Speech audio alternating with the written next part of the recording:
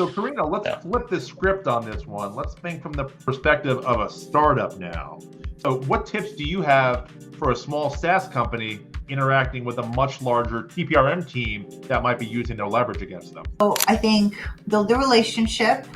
I think show your efforts, show your work, right? It's the teacher that don't just give the answer, show your work and show how you are putting efforts in place. Start with your data. Show how you've classified your data, you've controlled your data, reassure them of what's going to be happening with your data. And I do recommend transparency instead of hiding.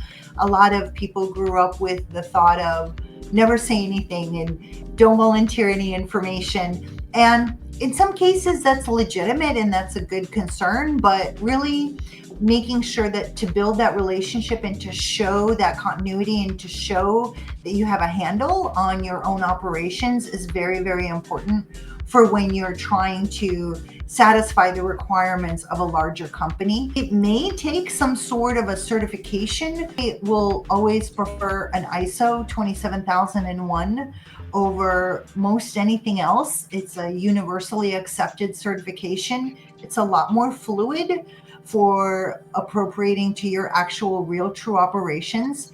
Please remember that with frameworks, if it has 100 controls and 37 apply to you, that's okay, right? It's called something, we call it N to the fourth. Now, next, near, never. You take your initial set of controls and you say, these are the ones that apply to me now. These are the ones out of that set that are going to apply to me next. These are ones I'm going to do near my 3 to 5 year. And then there's some that are actually going to be in the never column, and that's okay too, right? And you have to show your logic for that.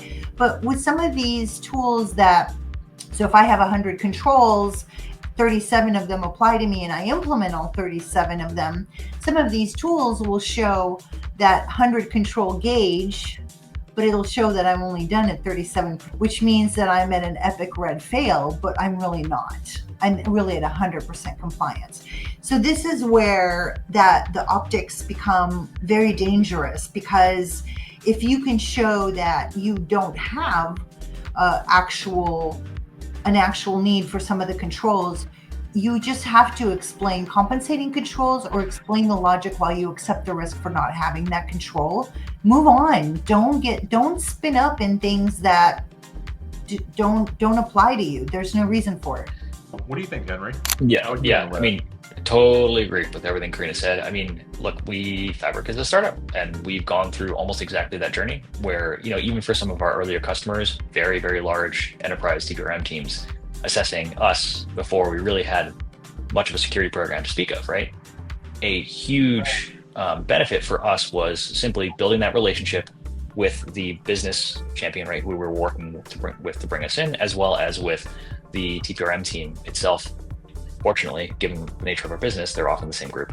But working with the TPRM team to help even educate them around, what they're asking, how relevant is it, given our posture, our use case, the integration, into their business, and then building a story together around what their requirements are for success and for the right level of assurance, and then showing them, here's what we have today, here are the gaps, we acknowledge and are very transparent about the gaps, and here's our remediation plan over a period of time. And we're going to continue to build trust with you by showing you we're going to keep hitting those milestones.